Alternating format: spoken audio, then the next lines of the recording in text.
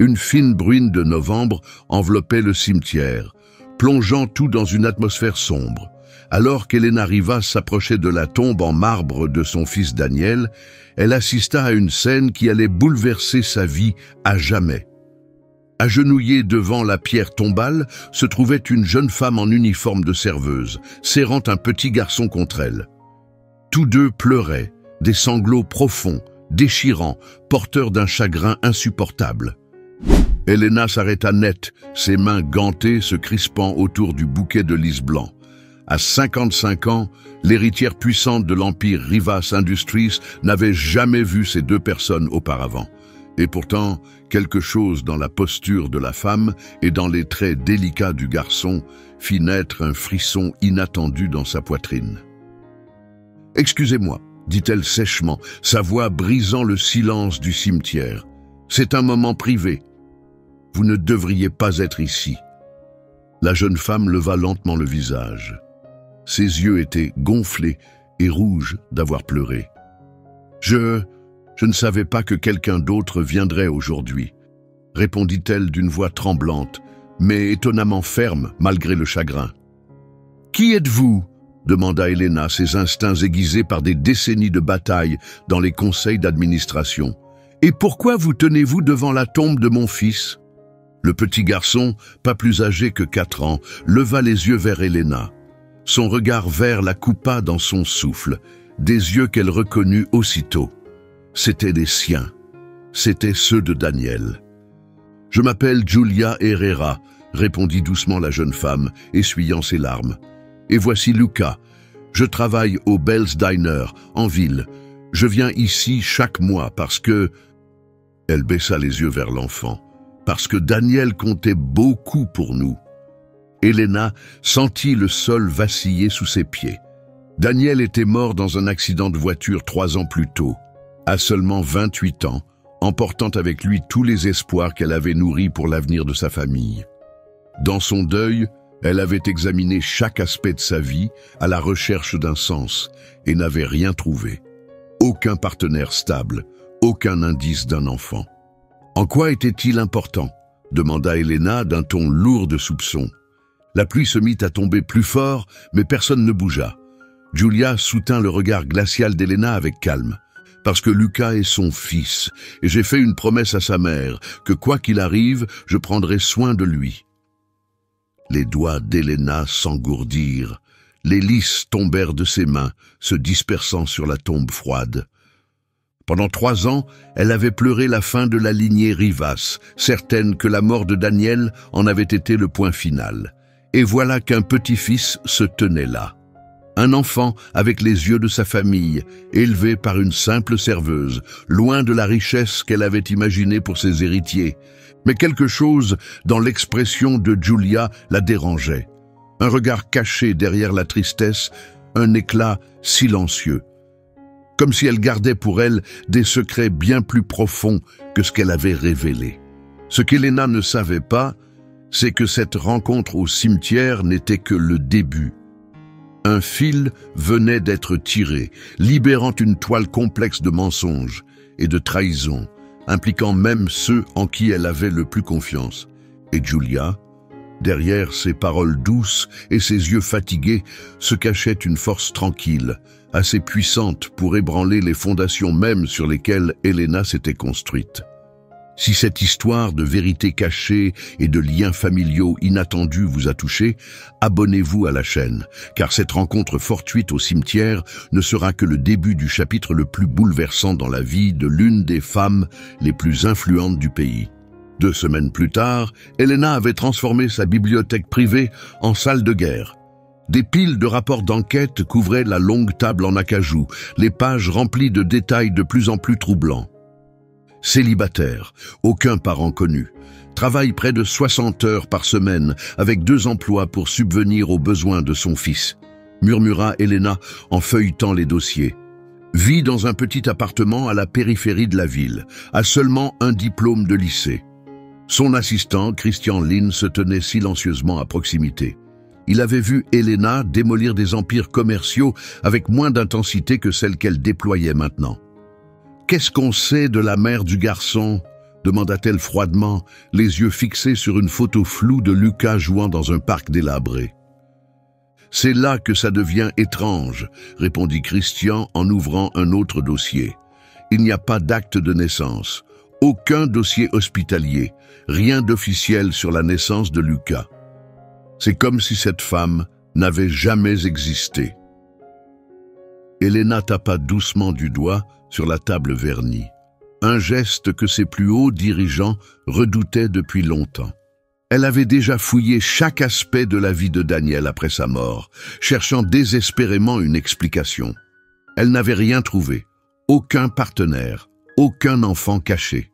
« Organisez une rencontre avec cette Julia, dit-elle, le ton chargé de mépris à l'évocation de ce nom inconnu. Demain, 14 heures, dans mon bureau. » Le lendemain après-midi, Julia entra dans le siège de Rivas Industries, vêtue de son seul tailleur, acheté d'occasion. Le bâtiment gigantesque se dressait au-dessus d'elle, ses murs de verre renvoyant l'image d'une femme minuscule et incertaine. Elena l'accueillit dans son bureau, au dernier étage. De grandes fenêtres panoramiques offraient une vue imprenable sur la ville, une démonstration de pouvoir, sans équivoque. Les deux femmes comprenaient parfaitement ce que cela signifiait. « Asseyez-vous, dit Elena en désignant une chaise volontairement plus basse que la sienne. Nous devons parler de Lucas. » Mais Julia ne bougea pas. « Je préfère rester debout, merci. Comme vous voulez. » Elena ouvrit un dossier sur son bureau avec une précision glaciale. « Je me suis bien renseigné, mademoiselle Herrera. Vous cumulez 2 emplois, vivez dans des conditions précaires et vous n'avez aucune sécurité financière. Ce n'est pas exactement un environnement adapté à un enfant. » « Lucas est en sécurité, en bonne santé et aimé, » répondit Julia d'une voix calme et ferme. Elena esquissa un sourire crispé sans la moindre chaleur. « Je suis sûr que vous faites de votre mieux. Mais mon petit-fils mérite plus que des efforts. Il mérite tout ce que la richesse peut lui offrir. Et que proposez-vous exactement ? 200 000 $, dit Elena en faisant glisser un chèque sur la table. Ce n'est qu'un début. Lucas viendra vivre avec moi. Il recevra une éducation d'élite et la vie que Daniel aurait voulu pour lui. Vous pourrez encore le voir le week-end. Julia regarda le chèque comme s'il s'agissait d'un poison. « Vous essayez d'acheter mon enfant ?»« Ce n'est pas votre enfant, » rétorqua Elena, son masque de contrôle commençant à se fissurer. « Il vient d'un autre monde, un monde que vous ne pourrez jamais lui offrir. » Elle se pencha en avant. « Soyons honnêtes, une femme de votre milieu ne peut pas lui donner la vie qu'il mérite, ce que nous pouvons. » Julia laissa échapper un petit rire sans joie. « Puis-je vous appeler Elena ?» demanda-t-elle sans attendre de réponse. « Vous voulez parler de famille ? Depuis 3 ans, Lucas m'appelle maman. Je l'ai bercé dans ses cauchemars. Je lui ai appris à compter. Je lui ai lu des histoires chaque soir. C'est ça, une vraie famille. » Elena se leva, tentant d'imposer sa supériorité par la hauteur. « Vos intentions sont peut-être bonnes, mais la réalité est cruelle. Vous avez du mal à payer votre loyer et Lucas pourrait avoir bien plus. Des écoles prestigieuses, des voyages, un avenir ouvert dans le monde entier. »« Et l'amour ?» répliqua Julia, « parce que d'après ce que j'ai entendu, vous n'en avez pas donné beaucoup à votre propre fils. » Le silence tomba comme un rideau. Le visage d'Elena se durcit comme si elle venait de recevoir une gifle. « Comment osez-vous ?»« C'est Daniel qui me l'a dit, » répondit Julia d'une voix douce, tranchante comme une lame. « Il m'a parlé des événements que vous avez manqués, des matchs de foot que vous avez ignorés, des anniversaires auxquels vous n'avez envoyé que des cadeaux via vos assistants. Vous ne voulez pas Lucas par amour, vous le voulez pour vous racheter. » Les poings d'Elena se serrèrent. « Vous ne savez rien de moi. Non, mais je connaissais votre fils et je sais exactement pourquoi il ne vous a jamais parlé de Lucas. » Julia prit le chèque, le déchira net en 2 et laissa les morceaux tomber comme des pétales fanés au sol. « Lucas n'est pas à vendre. Alors on le fera à la dure, prévint Helena, sa voix devenant froide et menaçante. J'ai plus de pouvoir que vous ne pouvez l'imaginer, des avocats, des enquêteurs, de l'influence à tous les niveaux. Je prouverai au tribunal que votre mode de vie ne convient pas à un enfant. Mais Julia sourit, pour la première fois depuis son entrée dans le bureau, et ce sourire déstabilisa Helena. Vous pensez que je suis une simple femme de la classe populaire, facile à écraser sans conséquence, dit Julia calmement. Mais il y a des choses que vous ignorez, sur moi, sur Lucas, sur Daniel. Et quand vous les découvrirez, elle s'interrompit, le regard tranchant, résolu. Vous comprendrez que vos enquêteurs étaient loin d'avoir tout trouvé. Elle se tourna vers la porte, mais s'arrêta un instant pour regarder derrière elle. Et Helena, la prochaine fois que vous voudrez parler de Lucas, ce sera à mes conditions. Sur ces mots, Julia quitta la pièce, laissant Helena dans un silence stupéfait. Les morceaux du chèque gisaient toujours éparpillés sur le sol. Pour la première fois depuis des décennies, quelqu'un avait quitté une négociation en détenant l'avantage. Et Helena n'arrivait pas à comprendre comment cela avait pu arriver. Comment une simple serveuse pouvait-elle dégager une telle assurance tranquille? Elle avait l'impression que Julia avait vu à travers elle et n'y avait trouvé rien qui méritait d'être craint. Ce qui la troublait le plus, c'était cette impression persistante d'être observée. Pas par des caméras ni par son personnel, mais par la présence invisible de Julia. Épiée, évaluée, jugée. Et, plus inquiétant encore, jugée sans importance. 3 jours plus tard, un appel téléphonique brisa son illusion de contrôle. Andrea Neri, son avocat principal depuis plus de 20 ans, était en ligne. Sa voix était tendue, presque inquiète, un ton qu'elle ne lui connaissait pas. « Helena, dit-il, il faut qu'on parle du dossier de garde. » Elle s'adossa à son fauteuil. « Je vous écoute. » Nous avons reçu un appel aujourd'hui de l'équipe juridique de Mademoiselle Herrera. Helena ricana. Quelle équipe juridique? Elle a dû trouver un avocat commis d'office sans aucune expérience. En réalité, Andrea marqua une pause. C'est Morrison, Caldwell et Pierce. Helena a failli laisser tomber sa tasse de café. C'est impossible. Il la représente, pro bono. Ses yeux s'écarquillèrent. Morrison, Caldwell et Pierce faisaient partie des 3 plus grands cabinets d'avocats du pays, célèbres pour leurs victoires en matière de droit civique, redoutés pour n'avoir jamais perdu une affaire de garde importante. « C'est absurde », siffla Helena. « Pourquoi un cabinet comme celui-là s'intéresserait-il à une serveuse ?»« Je l'ignore, » admit Andrea, « mais ce n'est pas tout. » Ils ont déjà déposé une requête préventive. Selon eux, tenter de séparer un enfant de la personne qui l'élève sous prétexte qu'elle est issue d'un milieu modeste pourrait être considéré comme un enlèvement fondé sur une discrimination sociale.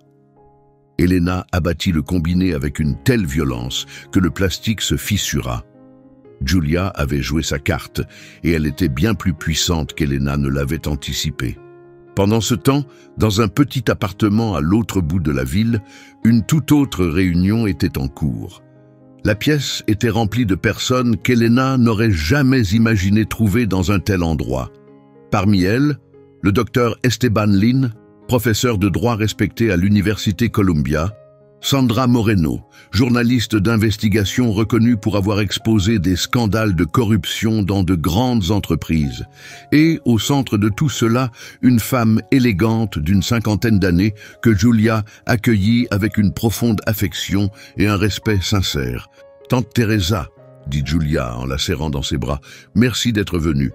Je sais que le voyage depuis Chicago était long. » Teresa Herrera répondit à l'étreinte avec un sourire complice, ses yeux brillants du même feu calme que Julia avait montré face à Helena. « Quand tu m'as appelé pour me dire que le moment était venu, répondit-elle, j'ai tout laissé tomber. Cela fait 3 ans qu'on se prépare. » Le petit Lucas jouait à côté, inconscient de l'importance du moment. Le docteur Ling ouvrit un épais classeur, rempli de documents, de photos et de notes juridiques. Julia, dit-il prudemment, es-tu absolument sûr de vouloir lancer la procédure? Une fois lancée, il n'y aura pas de retour possible. Elena Rivas ne fera pas de cadeau. Julia acquiesça, sa voix ferme et déterminée. J'ai passé chaque jour des 3 dernières années à me préparer. Les cours du soir, les manuels, chaque contact établi, tout a été fait pour protéger Lucas et pour honorer Daniel. Sandra leva les yeux de son ordinateur portable. « Tu as rassemblé une quantité impressionnante de preuves, dit-elle. 3 ans de documentation, dons illégaux, abus de main-d'œuvre, accords secrets avec des élus locaux. C'est largement suffisant pour ouvrir une enquête sérieuse. » Teresa se tenait près de la fenêtre, observant la vue modeste. Elena croit que son argent la protège. Ce qu'elle ne réalise pas, c'est que ma nièce a étudié chacun de ses mouvements, chaque transaction douteuse, chaque manœuvre fiscale, et elle sait exactement où sont cachés les cadavres. Elle a enseigné le droit des affaires à l'université de Chicago pendant 30 ans, expliqua Julia au docteur Lin. C'est elle qui m'a appris que la seule forme de pouvoir qu'on ne peut pas acheter, c'est le savoir. À ce moment-là, le téléphone de Julia sonna. C'était Elena, furieuse. « Qu'est-ce que tu manigances exactement ?» hurla-t-elle à travers le combiné. « Morrison, Caldwell et Pierce? Comment une simple serveuse a-t-elle pu obtenir un cabinet pareil ?» Julia appuya calmement sur le haut-parleur, permettant à tout le monde d'entendre la conversation. « Je vous l'ai dit, Elena, il y a beaucoup de choses à mon sujet que vous n'avez pas encore découvertes. »« Je me fiche de la manière dont tu as fait, » siffla Elena. « Lucas est mon petit-fils, et je ferai tout ce qu'il faut pour le ramener. J'ai des ressources illimitées. » Julia échangea un regard avec ses alliés et sourit. « Vous pensez encore que l'argent est la seule forme de pouvoir qui compte ?»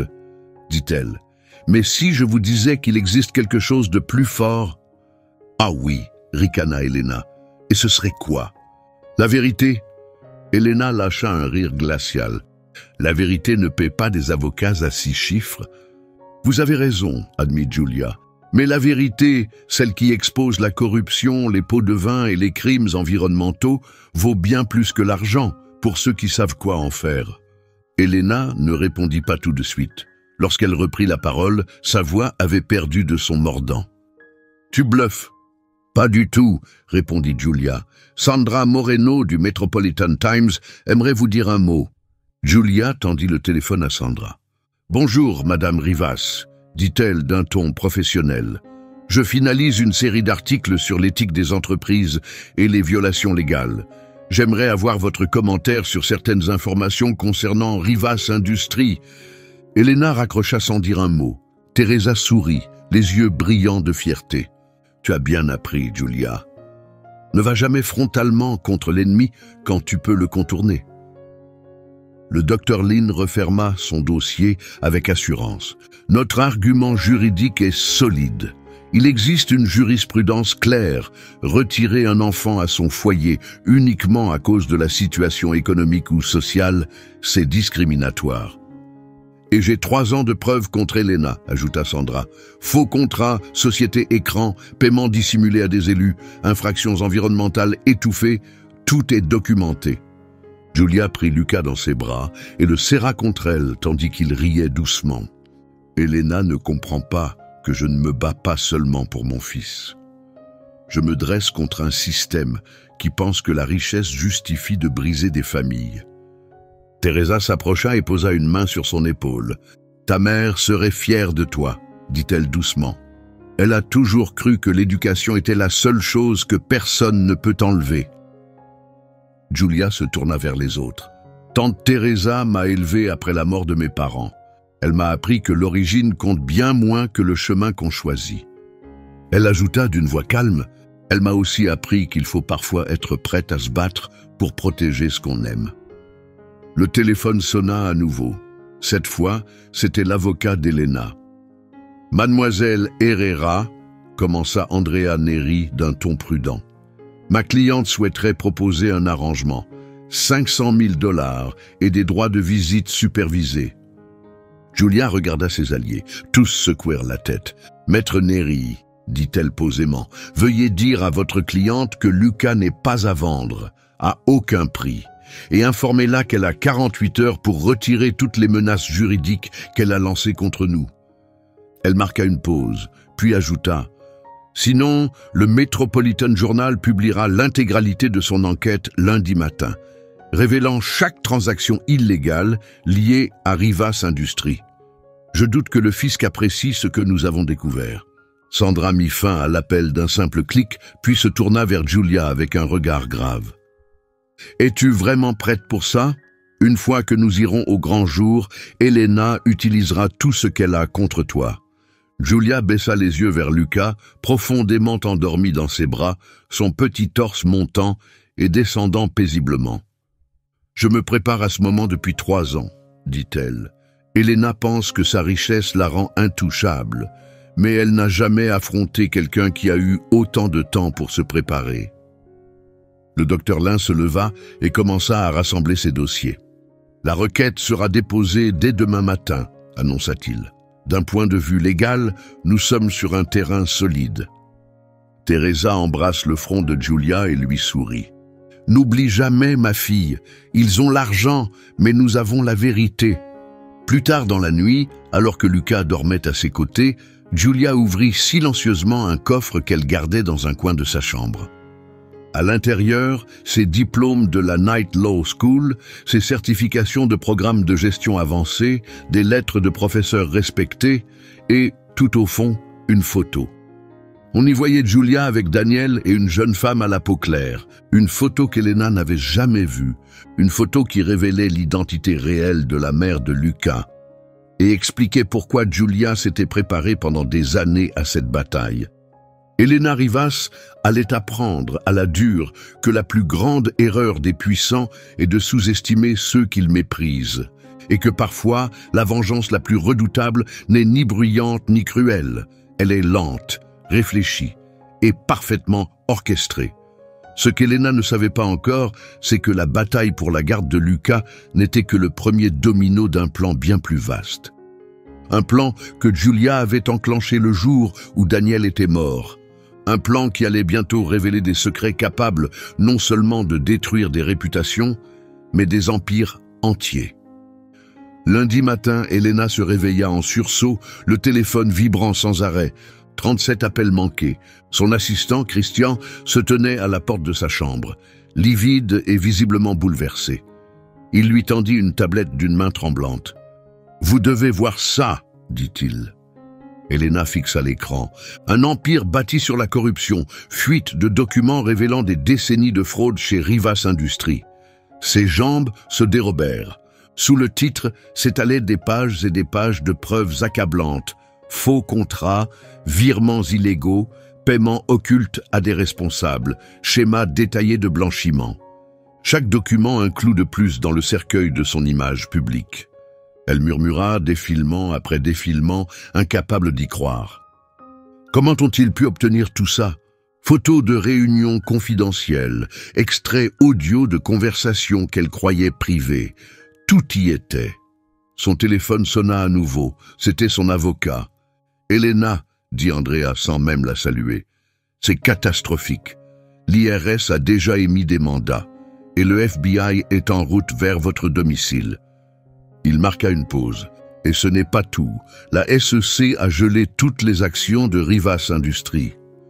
Elena raccrocha, paniquée, et appela immédiatement Julia. Ses mains tremblaient. Lorsque Julia répondit, la voix d'Elena explosa. « C'est toi qui as fait ça. Comment oses-tu détruire ma vie ?» « Bonjour, Elena, » répondit Julia d'un ton serein. « Je vois que vous avez lu les gros titres. »« Je vais te ruiner !»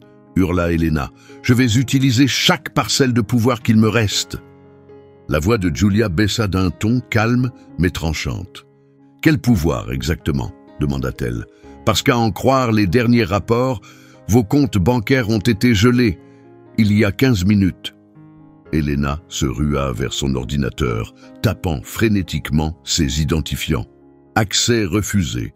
C'est pas possible, » murmura-t-elle. « Il y a quelque chose que mon équipe ne vous a pas dit, » poursuivit Julia. « Sandra Moreno ne travaille pas seule. Elle fait partie d'un réseau, des experts en crimes financiers, des lanceurs d'alerte, des analystes juridiques. Chaque document que vous avez signé au cours des 20 dernières années, nous les avons tous retracés. Sur l'écran de télévision en arrière-plan, Elena vit des images en direct du siège de son entreprise.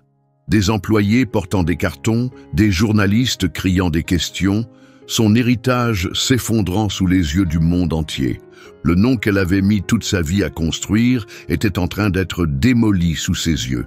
« Pourquoi ?» demanda-t-elle, la voix brisée. « Pourquoi me faire ça ?»« Parce que, » répondit Giulia doucement, « vous ne m'avez jamais posé la seule question qui comptait. Qui était la mère de Luca ?» Elena se figea. « Si vous l'aviez fait, » ajouta Giulia, « vous auriez appris qu'elle s'appelait Sofia Rivas. » Et en un instant, tout en Elena se figea. Glacial. Son monde ne s'effondrait pas, il s'était déjà écroulé. « C'est impossible, » murmura Elena. « Sofia était la fille de Robert Rivas, ma cousine, la même cousine que vous avez contribué à ruiner en 1995, quand vous avez manipulé les documents pour lui voler sa part de l'entreprise. » Les souvenirs revinrent brutalement. Robert, jeune et prometteur, signant ses droits en toute confiance. La trahison, les mensonges. Le jour où il fut banni de la famille, couvert de honte. « Sofia a grandi sans rien à cause de vous, » poursuivit Giulia. Elle a rencontré Daniel à l'université. Ils sont tombés amoureux, mais elle ne lui a jamais dit qui elle était vraiment. Elle savait que vous lui feriez subir le même sort que son père. Elena peinait à se souvenir. Robert avait mentionné une fille, brièvement, avant de disparaître de sa vie. « Quand Sofia est morte en accouchant, Daniel est venu me voir, » dit Giulia. « J'étais la plus proche amie de Sofia, et elle lui avait déjà dit qu'elle voulait que je m'occupe de Luca.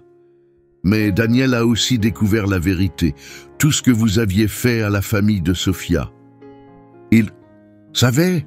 chuchota Elena. « Il a passé les derniers mois de sa vie à rassembler des preuves, » répondit Giulia. « Des documents, des enregistrements, des traces financières. Il m'a tout confié avant de mourir. Il m'a demandé d'attendre le bon moment. » Elena tourna la tête vers la fenêtre. Dehors, des fourgons banalisés entraient dans son allée. Des agents en uniforme noir en descendaient. « L'accident » murmura-t-elle lentement. « Ce n'était pas un accident, » dit Giulia. « Daniel avait découvert l'un de vos réseaux de blanchiment liés à des gens dangereux, les mêmes personnes que vous avez payées pour faire disparaître les problèmes. Ils ont assassiné votre fils, Elena, tout ça à cause de ce qu'il avait trouvé. » Elena resta figée, l'horreur vidant son visage de toutes couleurs. Sa propre avidité avait coûté la vie à son fils. « Luca est le dernier Rivas légitime, » poursuivit Giulia d'un ton calme. « Sofia était l'héritière légitime de la fortune que vous avez volée. Et maintenant que vos comptes sont gelés, que votre entreprise est saisie, Luca a enfin ce qui lui revient de droit. » Des pas lourds retentirent dans l'escalier. Des voix crièrent dans le couloir. « Tu avais tout prévu ?» demanda Elena d'une voix à peine audible. « Depuis 3 ans, » répondit Giulia. « Daniel m'a appris que la justice vient à ceux qui savent attendre. Chaque cours que j'ai suivi, chaque document classé, chaque relation construite, tout menait à ce moment. » La porte s'ouvrit brutalement. Des agents armés entrèrent. « Elena Rivas !» dit l'un d'eux avec fermeté. « Vous êtes en état d'arrestation pour fraude fiscale, blanchiment d'argent et complot. » Alors que les menottes se refermaient sur ses poignets, Elena entendit la voix de Giulia une dernière fois. « Luca grandira en connaissant la vérité, que la justice, peu importe le temps qu'elle met, finit toujours par arriver. » Les caméras de télévision captèrent le moment où Elena fut emmenée enchaînée, cette femme qui contrôlait autrefois un empire, désormais dépouillée de tout. Cet après-midi-là, Giulia était assise dans un parc, regardant Luca courir et jouer sous le soleil. Son téléphone sonna. C'était Teresa. « J'ai vu les infos, ma chérie. Comment tu te sens ?» Giulia sourit doucement. « Comme si Daniel pouvait enfin reposer en paix, » dit-elle, les yeux fixés sur son fils qui riait sur le toboggan. « Et Luca ?» Il grandira en sachant que sa famille a défendu la vérité. Pas la vengeance, mais la justice. Ce qu'Elena n'avait jamais compris, c'est que Giulia n'avait jamais été juste une serveuse. Elle était la gardienne d'un héritage volé. Une femme qui avait transformé une détermination silencieuse en l'un des démantèlements les plus brillants jamais vus dans une salle d'audience. 2 ans plus tard, la vie d'Elena Rivas n'avait plus rien à voir avec ce qu'elle avait été. Les murs gris et stériles de la prison pour femmes de Millbrook avaient remplacé son bureau luxueux en haut d'une tour. Ses journées se passaient dans la buanderie, à plier des uniformes pour 2,50 $ de l'heure, bien loin du luxe qu'elle exigeait autrefois. « Rivas, visite !» appela un gardien. Elena s'attendait à voir un ancien avocat ou un journaliste curieux, mais c'est Giulia qui entra, calme, élégante, vêtue d'un tailleur bleu marine parfaitement coupé qui respirait l'assurance. « Je suis venu vous annoncer une nouvelle », dit Giulia en posant son sac. Lucas vient d'être admis à Phillips Academy, la même école préparatoire que Daniel avait fréquentée. Il a obtenu une bourse complète. Elena cligna des yeux. Une émotion fugace traversa son visage. « Pourquoi tu me dis ça ?»« Parce qu'il m'a posé une question, » répondit Giulia. Il voulait savoir si les mauvaises personnes pouvaient devenir bonnes. Elle marqua une pause. « Je lui ai dit seulement si elles le veulent vraiment. » Giulia fit glisser une chemise cartonnée sur la table. À l'intérieur, des photos de Lucas en uniforme scolaire, tenant fièrement un violon. Il apprend la musique maintenant, comme son père. Sa professeure dit qu'il a un vrai talent. Elena releva les yeux, à peine capable de parler. « Comment tu payes tout ça ?» Le sourire de Giulia était paisible, rayonnant. « La justice a rendu à Lucas ce que vous aviez volé à la famille de Sofia. Cette richesse lui appartient. Il est l'héritier légitime du nom Rivas. C'est poétique, non ?» Elena ferma lentement les yeux. « Et toi ? Qu'est-ce que tu as gagné dans tout ça ?»« J'ai offert à Lucas ce que Daniel n'a jamais eu. Une famille où l'amour passe avant la richesse, » répondit Giulia. Elle se leva. Et la paix, savoir que Sofia et Daniel ont enfin eu justice. Elena hésita. « Est-ce qu'il est heureux ?» Giulia se retourna, la voix douce. « Il est aimé. » Puis elle s'en alla, laissant Elena seule dans le silence, un silence où la vérité résonnait plus fort que n'importe quelle porte de prison. Et au final, c'était tout ce qui comptait. Lucas courait joyeusement dans le jardin de leur nouvelle maison dans le Connecticut, une propriété chaleureuse et baignée de soleil, au bord d'un lac paisible. Depuis le porche, Giulia l'observait, les yeux remplis de sérénité. Derrière elle, un diplôme encadré de MBA, symbole discret de tout ce qu'elle avait surmonté. « Maman, je peux te jouer du violon ?» cria Lucas en courant vers la maison rayonnant. « Bien sûr, mon cœur », répondit Giulia en souriant tendrement, le cœur rempli. Elle croyait presque entendre la voix de Daniel dans le vent, fière de la vie qu'ils avaient bâtie pour leur fils. Teresa Herrera venait souvent, partageant les histoires de famille et les leçons du passé, que Lucas écoutait avec émerveillement et fierté. « Tante Teresa m'a appris quelque chose d'important », avait un jour dit Giulia à son fils. « La plus grande des vengeances, ce n'est pas de détruire ceux qui t'ont blessé.